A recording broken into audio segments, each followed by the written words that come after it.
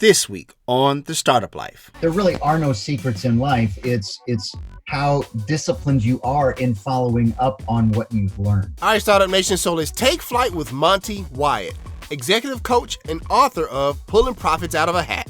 The Startup Life begins now. 7, 6, 5, 4, 3, 2, 1. You'll never have the sacred stone. Oh, this you crazy mother.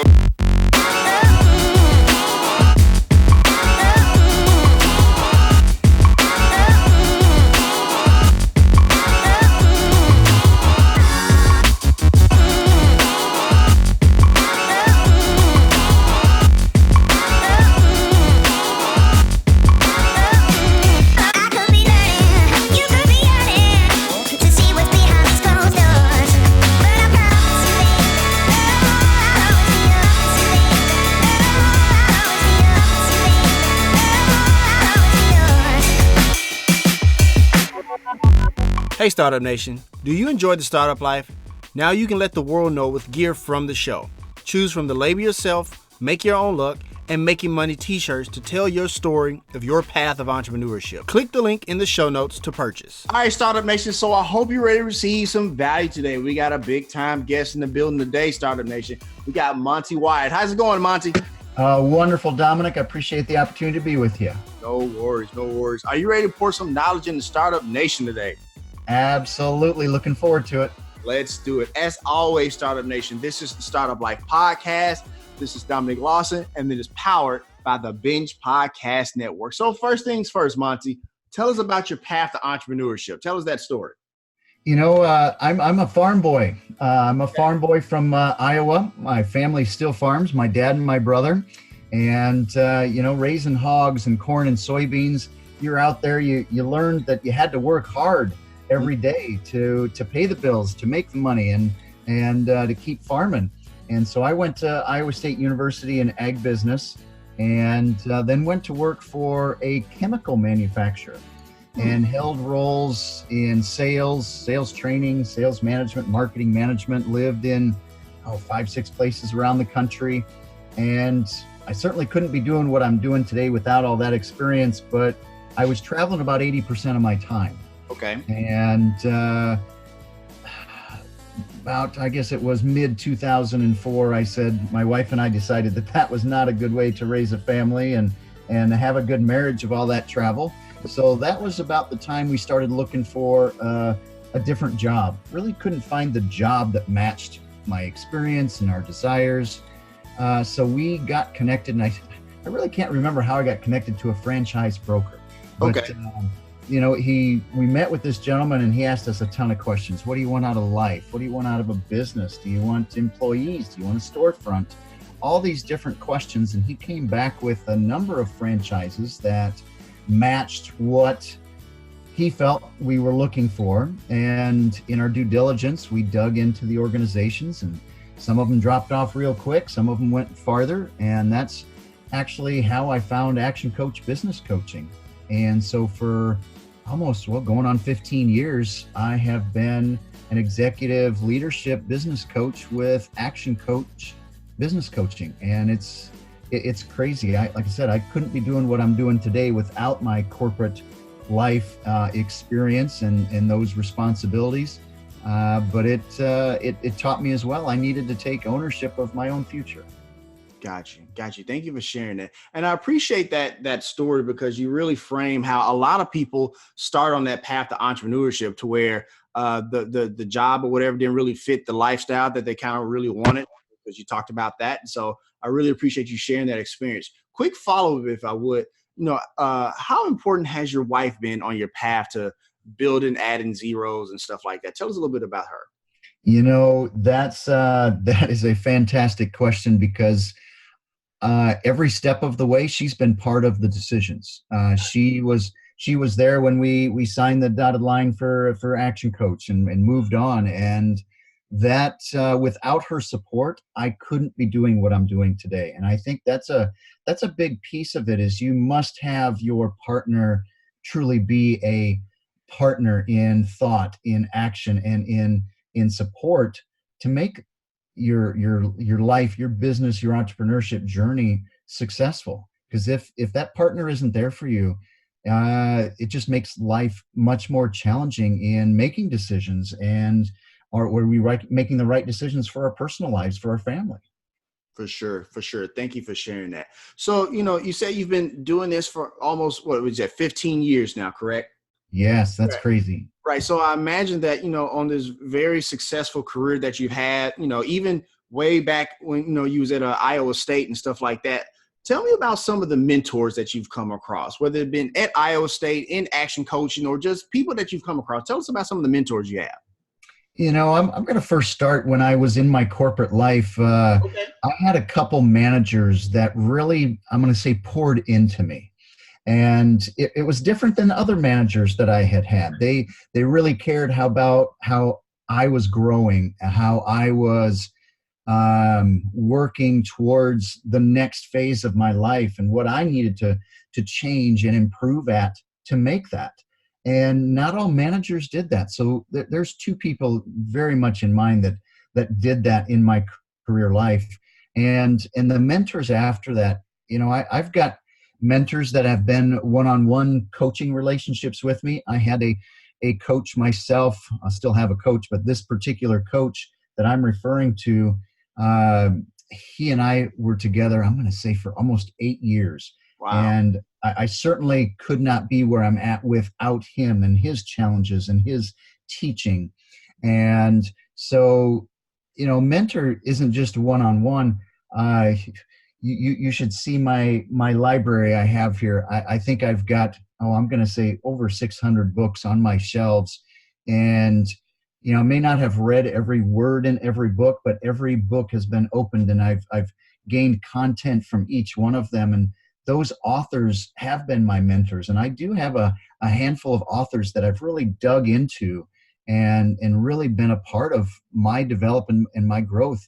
And so it's not just one-on-one relationships for mentors. It's everyone that you're listening to, and from podcasts to books to events and training sessions. Gotcha. Thank you for sharing that. I'm actually going to ask you a little bit later about some of those podcasts and books that you read. But since we're speaking of books, I actually want to talk about your book, Pulling Profits Out of a Hat. And so I want to first talk about, and you wrote this book with Brad Sugars as well. So I want to talk about the inspiration behind that book. What made you guys write this book, Monte? I will say the journey probably started 8 or 9 years ago. Okay. And my focus in my practice, my leadership and coaching executives practice, really is focused on the mid-market. And when I say mid-market, it's 5 to 10 million and up. Mm-hmm. And they're growing fast. They've got, say, 40, 50 employees or more. I've got some clients with hundreds, if not thousands of employees, and so that journey has really been, what have I been interacting with? How have I been interacting with these clients? And what have we saw that has made these companies successful? And that's become the content of our coaching practice, of the business AddingZEROS, but also the content of the book, so we can help more people in what have made them successful. And the book is around disciplines. And that's the big part, is discipline equals profit. And so many businesses base the discipline on individuals. The book talks about creating discipline in organizations. Gotcha. Thank you for sharing that. And I think that's very powerful when you talk about, a lot of people think about, singular as opposed to the organizational as a whole. So that's very powerful stuff. So I actually wanted to ask you about something that actually is a great segue to my next question, because you talked about going around and looking at different organizations that make it work, right? In the book, you talk about IKEA, and you also talk about a certain fruit company I want to ask you about, because you talked about in the book that you were on a trip and you forgot your iPhone charger. And so it kind of led to an eye-opening experience. Share that story, if you would, with us, Monte. Well, I want to talk about that company for a second, because okay, go ahead. The thing is, you go into that retail store, mm-hmm. and it doesn't look like a retail store. Right. Everything is hidden, but everything is efficient. That they make the transaction so transparent that you want to go back there and buy more. And that's the thing. They greet you right away with smiles. How can we best help you today? And then they take you directly to the right spot. And out of nowhere, they charge your card, and out of nowhere comes the receipt, and here's the box automatically with whatever you bought coming right in it. And it's about the experience, and the experience that they provide just makes it enjoyable. And as an organization, when you think about your customers and that customer experience, you want to wow people in every touch. Absolutely. And in every impact that you have with them. And so, part of the story was we got there before the doors opened, and the employees of the store were already out talking to those waiting in line. How best can we help you today? And the doors hadn't opened yet, but they're getting everything ready. So the second the door is open, they can satisfy their customers. Where, you walk through the rest of the mall, well, they've got the gates closed and they're not going to open until it's exactly 10 o'clock or whatever the time they open. Right. And they're not going to be as proactive as this group was here. That's a big impact on longevity of a business, is how you treat your customers and what that experience looks and feels like. For sure. Thank you so much for sharing that. That customer experience startup nation that Monte is talking about, it's so important. It really can make the difference between being in business for 1 to 2 years, or as long as, some other very successful companies fill in the blank there as well. So thank you, Monte. I appreciate you sharing all of that. And Startup Nation, the name of the book, once again, is Pulling Profits Out of a Hat. And you can purchase that on Amazon, actually, if you want to. We have a link in the show notes for easy access. And it has a whopping, get this, Startup Nation, 22, as of right now, as of this recording, 22 five-star ratings on Amazon. So clearly it's a very good pickup that you want in your reading rotation for sure. So Monte, I want to ask you this, because when I'm reading your book and I'm looking at some of the stories that you share and the anecdotes you share, it reminds me of a Les Brown quote, and I want to get your take on it. The quote is there is a secret to success. There is no secret to success. There is a system to success. And so when I'm reading Pulling Profits Out of a Hat, that's what it makes me think about. Is that an accurate depiction? That's a perfect way to say it. There really are no secrets in life. It's how disciplined you are in following up on what you've learned. Sure. I really think that the world, and there's a lot of people in this way, that their knowledge has outpaced their implementation. And so there's no secret. It's doing what we know works, or doing what we know that's been proven to work.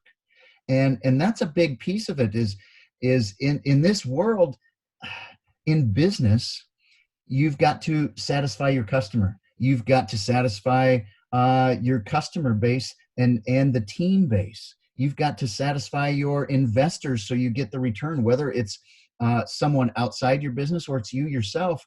Those aren't secrets.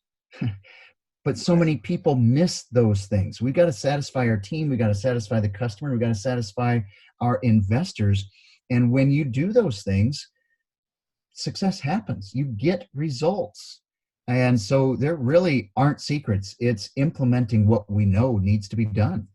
For sure.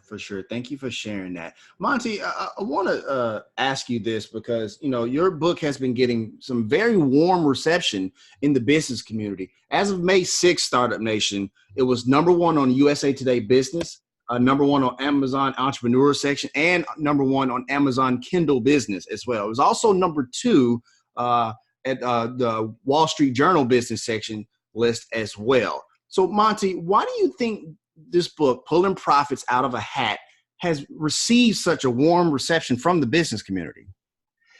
That's a fantastic question. I wish I could answer, but I love to say that, the concepts in there are impactful, but they are easy to understand.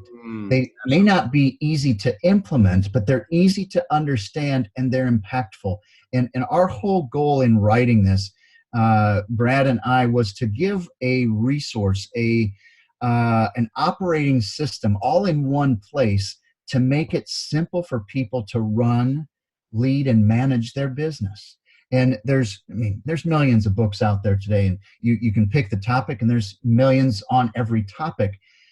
And they all have, here's the secret. There, as you pointed out, there are no secrets. The things in here aren't, I'm going to say, they aren't just amazing new topics. They are putting the things together that have been proven for successful businesses, not just large businesses, but these things work in the everyday business that's, whether just getting started or just in its first few years and growing fast.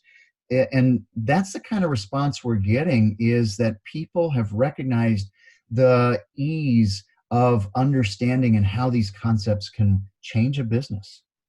Got you. Thank you for sharing that. And once again, Startup Nation, the name of the book is Pulling Profits Out of a Hat. You can get that on Amazon, and the link is in the show notes for easy access. So before we transition into the next part of our conversation, what's the number one thing you want Startup Nation or anybody to get from Pulling Profits? The number one thing is the concept of discipline. Okay. We talk about 5 disciplines that lead to exponential growth. And so many businesses only do well in maybe 1, 2, or 3. But you've got to have all 5 disciplines for long-term growth, long-term success. And in doing that, as everybody builds a business, you're not just building an income for yourself. We should be building a business that will outlast us. That's what a true business should accomplish. And these disciplines talk about how to create that organization that will outlast us. For sure. Thank you for sharing that, Monte. I appreciate that. Let's transition a little bit if we could. Monte, tell me about something you learned from your biggest failure. A biggest failure that I've had is, having dreams and then not getting them when you wanted, whether it's a promotion that I didn't get in the timing that I thought it was right, or didn't get a client when I thought the timing was right. Okay. And I think the biggest learning is we go through every experience for a reason, and we have to learn from every experience. And, I didn't get that promotion that I so wanted in the geography that I wanted, but within 6 months, I was in a better geography. It helped me grow as an individual. It helped me get to the bigger place. And I think it's the learning down the path. And the world today wants everything now. It's we live in a microwave world. We just want to push the button and we have it in 60 seconds. And it takes time. And that to me is the biggest lesson. And it's hard. It's hard. As I said, this was a 8 or 9 year journey down this process to even come up with these concepts and get them right.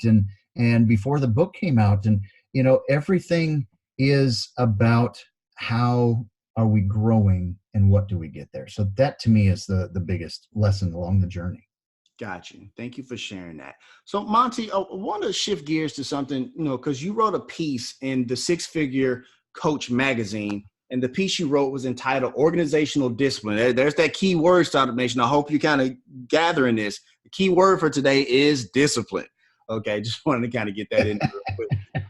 So it's entitled Organizational Discipline Leads to Profits. It's a great piece, by the way, Startup Nation. We have a link in the show notes for easy access for you to read that piece as well. So in it, you highlight many points, including the discipline of people, right? In it, you state, the discipline of people leads to stability. You create an environment where people know their role and they feel appreciated. A business can do this by investing in 3 areas: leadership, talent development, and recruitment. So I want to focus on the recruitment part, Monte, if I could, because, when you recruit people in businesses, we all have the best expectations in mind, right? But however, sometimes when we hire people, things don't turn out the way we hope. Their behavior is counter to the culture we put in place and a whole other thing. So Monte, how do you coach business leaders and entrepreneurs to have those difficult conversations for the purposes of correction action? Also, where are those red flags we may have missed in the recruitment process? Could they have been avoided? So powerful, powerful question. The first thing I'm going to say is we have to hire slow. Okay. And I say hire slow to ensure that the person we're talking to and the person that we're recruiting is the right fit. And there's two places I want to look for right fit. Number one is, are they the right fit for the organization? And secondly, are they the right fit for the position? So as an organization, one of the things that I really believe that every successful business has to have is a clear set of core values. The core values that an organization should have are describing the behaviors that we are living as an organization. Now, not everyone's going to be a 10 at them, but we have examples in the organization of people that are doing them, and we're all growing and learning all the time to fulfill those core values. Sure. So we need to find out in our interview and our recruitment process, by asking the right questions, do they share those behaviors in their past experience? And if they don't, then we need to move on to the next candidate. If they do, let's dig deeper, because we want to make sure that their past behaviors match the behavior that we want as an organization. Got you. Thank you for sharing that. And I think Startup Nation and Monty backed me up here. I think one of the key takeaways that I take from your answer is, because when you talk about hiring slow, I think when you hire slow, I think that allows you to kind of, set that expectation, if you will, because a lot of times, and this, Monty, that we have a lot of entrepreneurs and we have a lot of people coaching entrepreneurs where you got to say, scale, fast. But I think, what you're talking about is a more sustainable, more responsible growing model for a company. So many places. You're breathing. You've got a heartbeat. Yes, I've got a seat somebody has to fill right now. I just can't keep the position open any longer. Well, then 2 months later, 5 days later, 6 months later, whatever it is, they find that this person isn't the right fit. Right. And so we have to be calling the references. We have to be having conversations to confirm these behaviors that we want as an organization.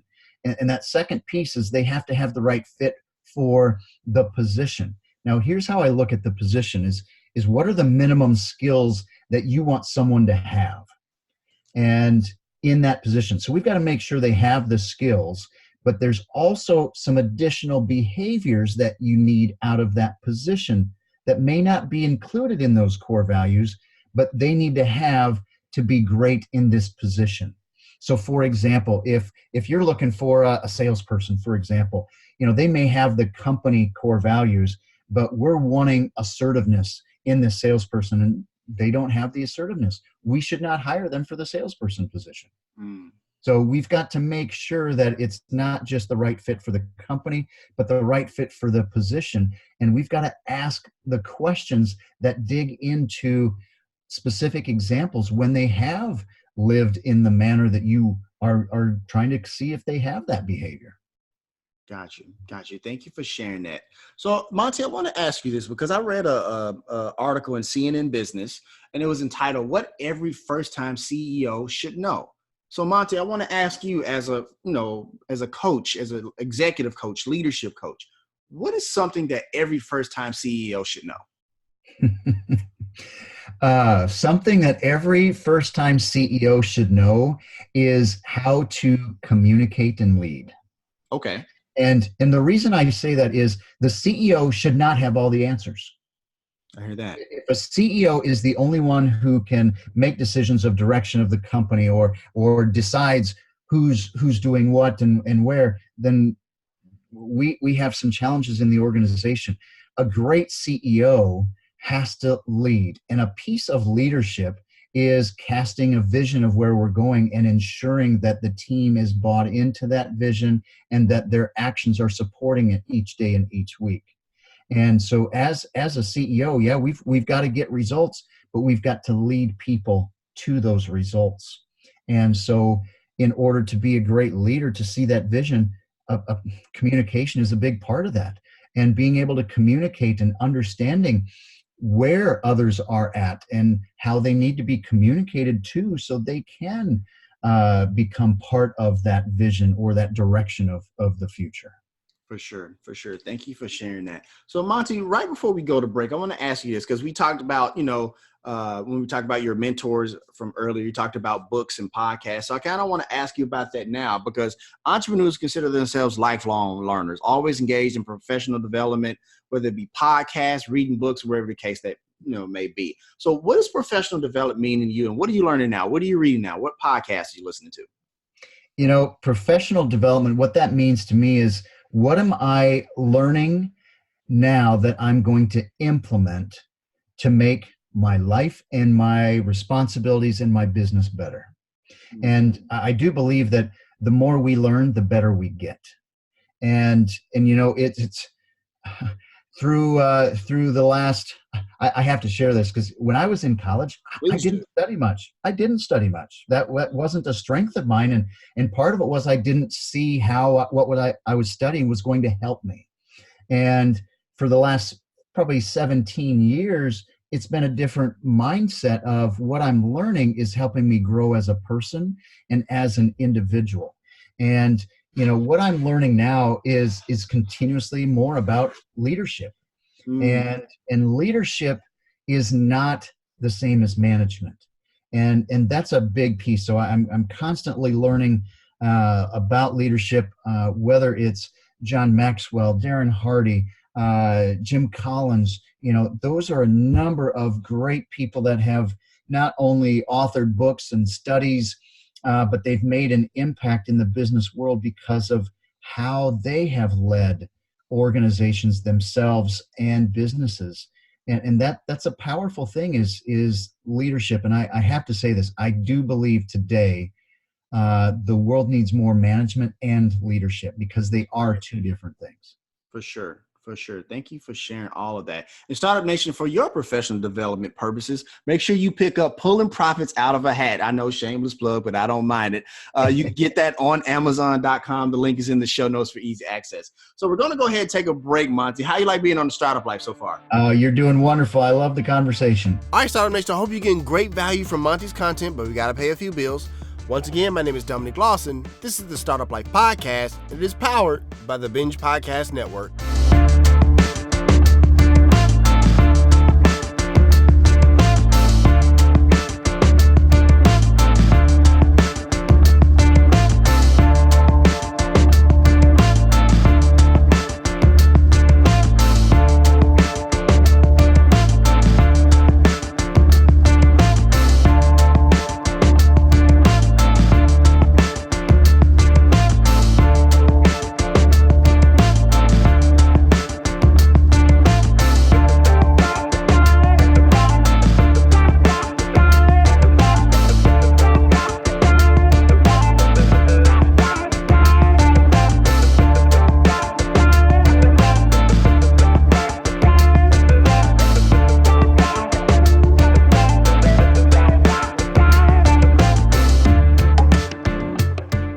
Hey business owner, the Startup Life reach is growing. Wouldn't you like your business to grow with it? Reach out to us to advertise on the Startup Life. You can reach us at 901-857-4818, or you can email me at dominic@askalsolutions.com. I mean, don't get me wrong, this is a great music to have break on, but wouldn't this break sound a lot better with the same music but your business being advertised on it? Need more content from the Startup Life, you say? You can now sign up for the Startup Life All Access Pass on the Binge Podcast Network's Patreon page. There is exclusive content written by yours truly, video content where I share even more of my business philosophies, and whatever crazy content I can think of out of that crazy head of mine. And at only $5 a month, yeah, $5 a month, this is more content for you, Startup Nation, to really get ahead of your competition. So instead of upsizing that meal at your favorite fast food joint, you can now invest in yourself on your path to entrepreneurship. Click the link in the show notes to sign up. All right, Startup Nation, so let's continue. So Monte, if you would please, sir,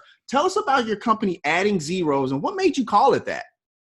So AddingZEROS, we are an executive development firm.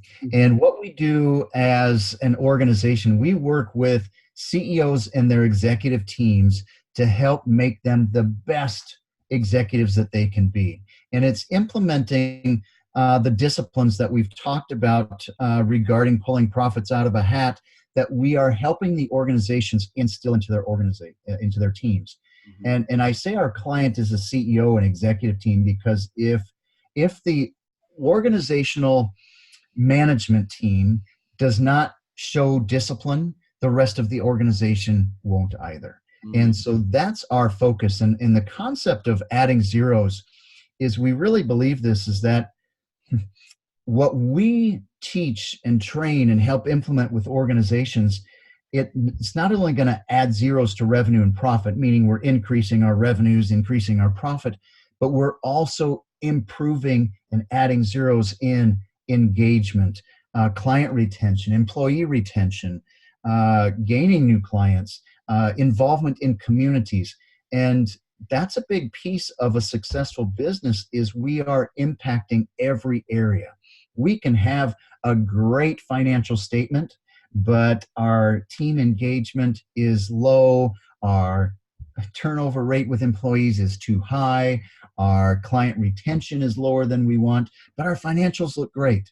So we want to make sure that we have the discipline in every area of business and that we're adding zeros in all areas, not just revenue and profit. Gotcha. Let me ask you a quick follow-up if I could. So let's say I'm the the CEO or the shareholder, whatever the case may be, and I only care about profit. What do you say to that person? If we only care about profit, it's going to be hard to achieve profit long term. Fair enough. That might be great in a short-term period. And you're looking at the stock market, a lot of them, yep, we're thinking of quarterly results right now. Right. Well, there's a lot of companies, and I was a part of one many years ago, that we would do things at the end of the year or during quarters so we'd make our financials look good, but that impacted negatively the long-term view of the business. Absolutely. And we do have to look at sustainability of an organization. And if we only look at profit today, we aren't being sustainable in the future. We may be struggling with, maybe we're doing okay with profit today, but we see that our team isn't as engaged or isn't as supportive of customer service that we need. Well, if we don't address customer service or we don't address team engagement now, we're just going to make the problem bigger. And yep, today financials might be looking good, so we don't have to worry about it. Well, if we wait until we have that month or that year that financials take a dip, it's going to take longer to correct it because we haven't focused on developing the right team, the right customer service, the right relationships with our customers, whatever it might be. Glad. And thank you so much for sharing that. And I'm so glad you said that, Monte. You have no idea, because I think a lot of times, a lot of companies, and a lot of companies who are looked at by some in Startup Nation, some who are just like starting out on their journey, they say, and they look at those financials like, well, as long as the financials are okay, I'm good. But like when you talk about that long-term success, that long-term sustainability and having a company that's still here long after you're gone, I think that is so important about the culture and the organizational discipline that you talk about. So thank you so much for sharing that. Absolutely. And that's, again, I've said it, but if we as an organization aren't focused on how are we making this business sustainable long-term, it should outlast us, then all we are is thinking about financials today. Right. For sure. So I want to ask you this, because you've had some success stories adding zeros. Tell us about some of those success stories that you've had with adding zeros. I want to tell about a client that they have around 70 retail locations. Now, Okay. This is an organization that they've been around for decades, and they've grown to these number of locations through acquisition and through mergers. And when I first met them, they said, "Do you help with customer service?" And I said, "Absolutely. I want to sit down with you and your executive team to understand the situation, to see where it is." Customer service was the surface issue. The underlying issue was the culture of the organization. Instead of one business, one organization, they really had 70. And they had 70 different cultures. They had 70 different ways of working with the customer, 70 different ways of doing processes, instead of this is how we work as an organization. So we actually started with core values they had core values probably for 15 years. But as we went through them, sitting with that executive team, there was 1 out of the 6 sitting in the room that had never read them on the wall. And when we did read them, they were almost like commands instead of behaviors. Core values need to be behaviors, but when no one knows what they are, we really started from scratch. We kept the same concepts, but we changed the definitions, and then we had to go out and teach every single employee, every single location. We had to teach them why we need core values and the benefit of them, and here's how we came up with them, and here's examples internally of living them.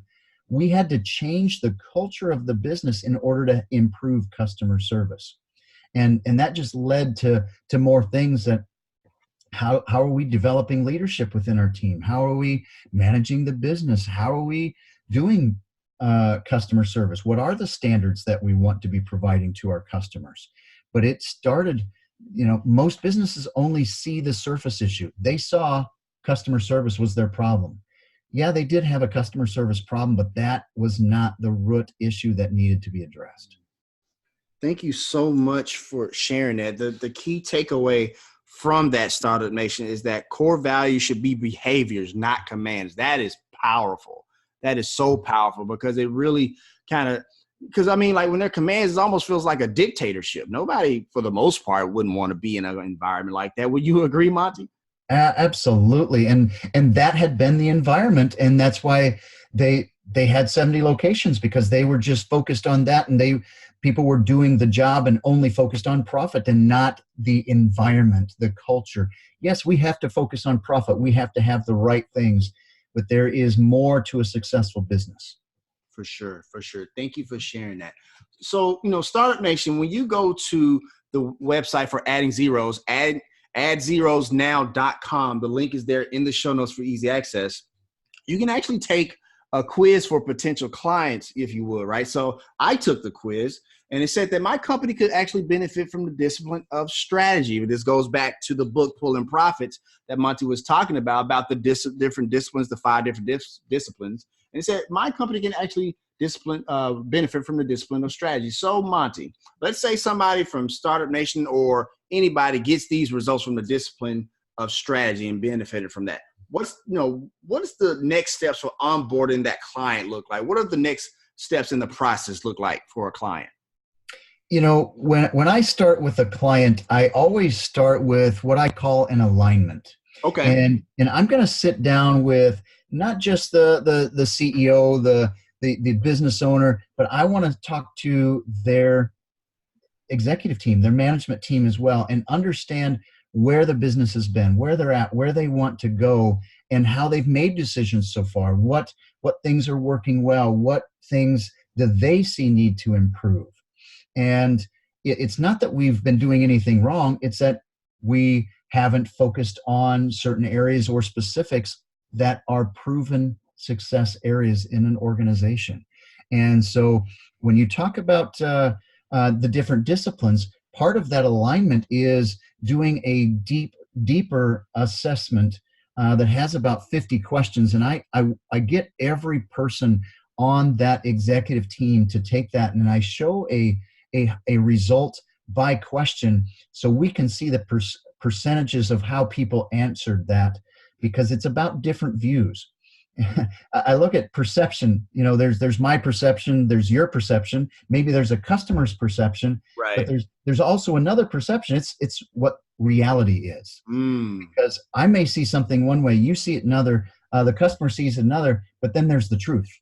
And we have to make sure, and part of my role is that we understand each perspectives, but we also, through that alignment, we recognize what the truth is. And that truth helps us get a baseline of what is working and where do we choose to improve.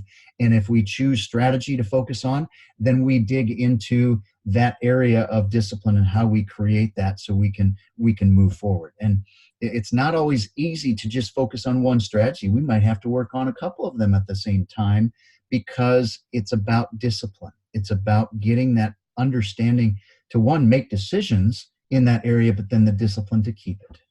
Got you. Thank you for sharing that. I appreciate all of that. And once again, Startup Nation, if this is something that you feel like is up your alley and that you can benefit from, go to AddZEROSnow.com. The link is in the show notes, once again, for easy access.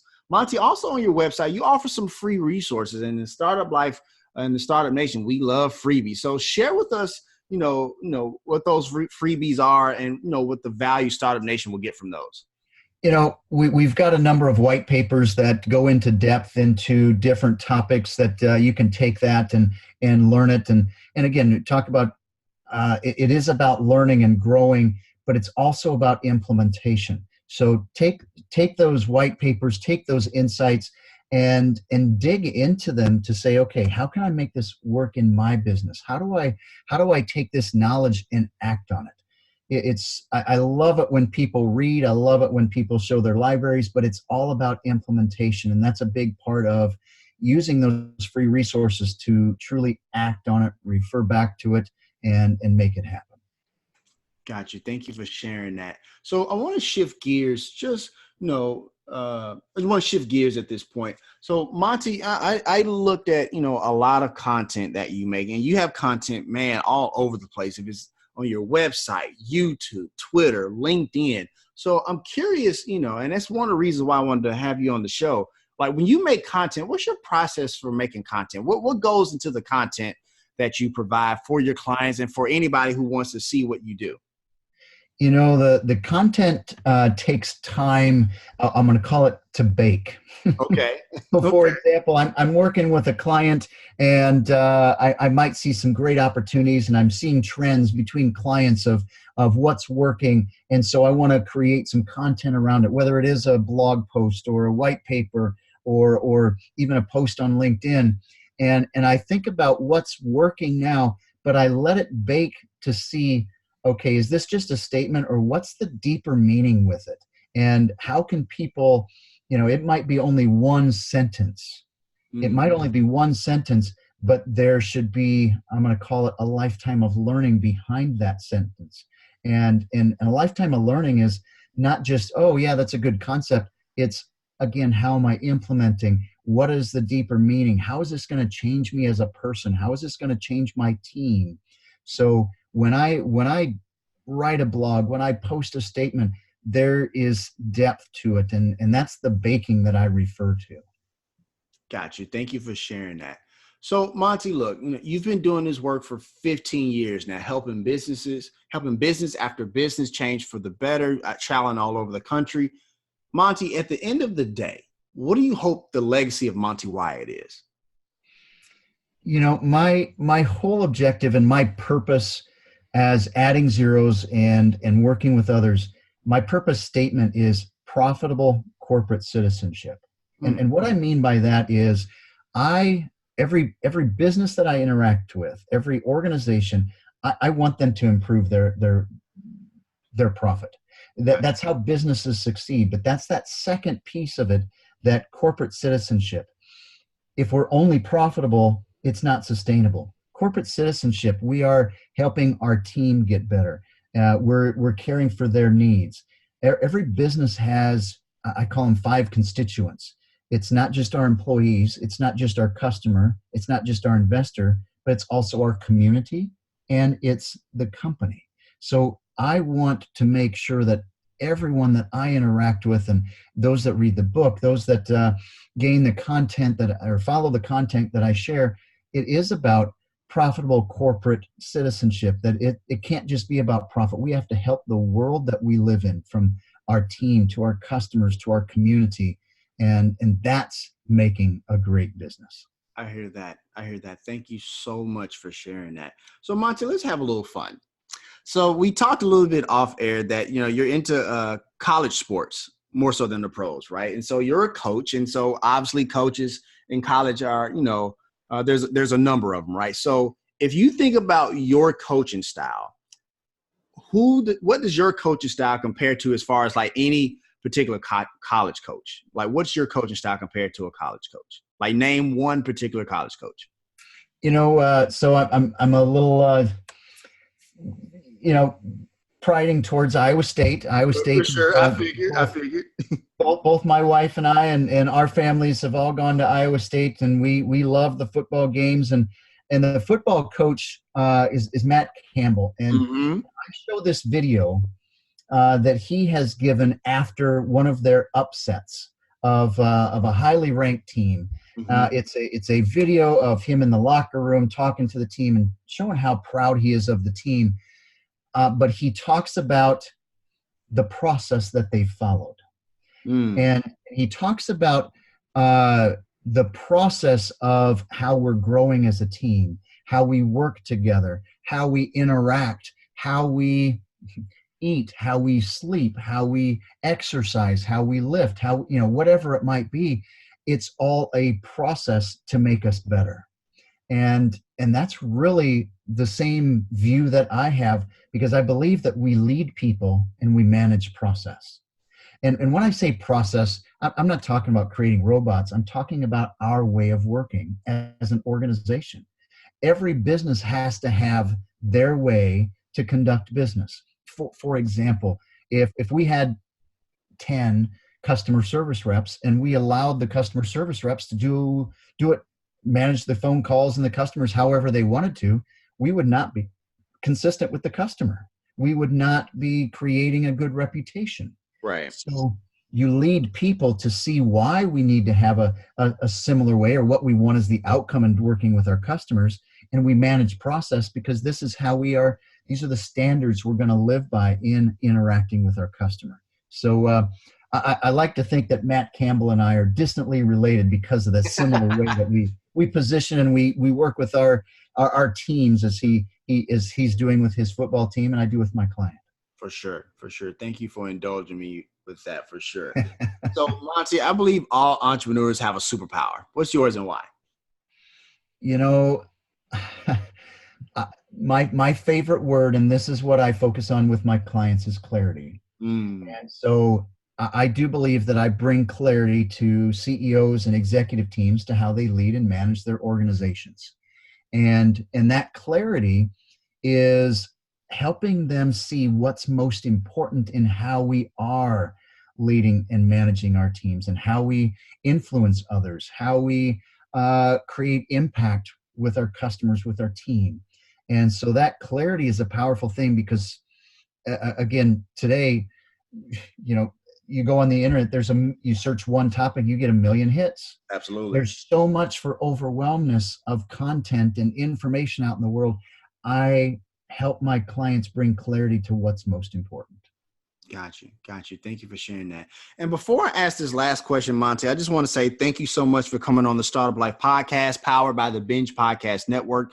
You gave amazing value from everything from our keywords of the day, Startup Nation. Remember, it's discipline, but also talking about the long-term success and sustainability of growing a company. So I appreciate all of that for sure. So the last thing I want to ask you is, I'm actually going to turn the microphone over to you, because look, there's somebody in Startup Nation who they're on the ropes. They're getting ready to either quit in their business or they're afraid to even start. Monte, if you would, please, sir, give them some words of motivation today. The interesting thing is, I look back at my transition. I made the decision on a Monday, I resigned on Tuesday, and my last day was Friday. You've got to give it 100%. If you're trying to do something partially, well, I'm going to do it on the side. Yep, I know there's a lot of side jobs and side things we're doing entrepreneurially, but until you give it 100%, it will not get the results that you want, and you have to be fully committed. I still remember this. My first 2 years in business, my wife and I joke about this. I was the only breadwinner, and we don't know how we survived the first 2 years. We don't know where the money came from, but it was our only focus, and we made it work. It has to be something that you're 100% committed to, and you're making it happen. If you're only partially committed, you will not get the results that you're after. Thank you so much. And that's going to wrap up this session of the Startup Life. Monte, did you enjoy being on the show? Oh, Dominic, I really appreciate the time and the conversation. I love your questions. No worries. All right, Startup Nation. So here's my final take. We said it over and over and over and over again on this episode. It's all about discipline. Having discipline in yourself leads you to having discipline in your business. And Monte understands that more than anybody. When we talk about, how he teaches, CEOs and other entrepreneurs to really establish that culture in their business, that's how you really add those zeros and pull profits out of a hat, to kind of plug both his website and his book. For Startup Nation, having discipline is the cornerstone of having a successful and healthy bottom line. If you want to let us know what you think about the show, have an idea for a show topic, or like to advertise on our show, please send us a message on the Startup Life Podcast Facebook page. And while you are there, like and follow our page as well. It's a way for us to engage with you, Startup Nation, and really grow our community. The link is here in the show notes. Subscribe to the show, as it can now be heard on Apple Podcasts, Google Play, Stitcher Radio, Spotify, or whatever your favorite platform to get your podcast on. If you are listening on Apple Podcasts and you find our content valuable, please give us a 5-star rating, as it will help us climb the charts and help more people find our show. Also, don't forget to sign up for the Startup Life All Access Pass to get exclusive content. This is exclusively on the Binge Podcast Network's Patreon page. And hey, if you have an idea, be about that life. The Startup Life.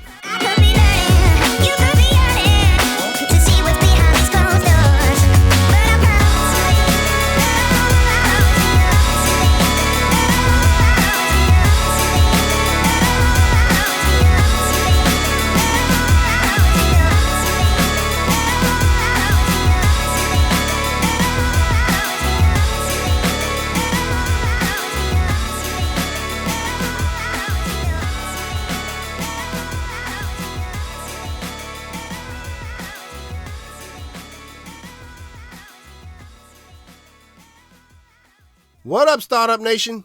You here for that extra content. All right, here you go. I think about the touch points that I have with technology and the exposure points that I have, which is, something very vital to the Code Crew kind of mantras, these exposure points. Sure. Had I not had those exposure points, I would not have had a frame of reference for picking up technology later on in life. So Startup Nation, we leave Des Moines, Iowa, and come back home to Memphis, Tennessee, and chop it up with Audrey Willis, co-founder of Code Crew. So if you want to get that episode as soon as it's available, go ahead and subscribe to the Startup Life Podcast on any of your favorite podcast platforms. So that way, when Audrey's episode is available, it'll be right there waiting for you. But until then, Startup Nation, get out of here. You got a company to grow.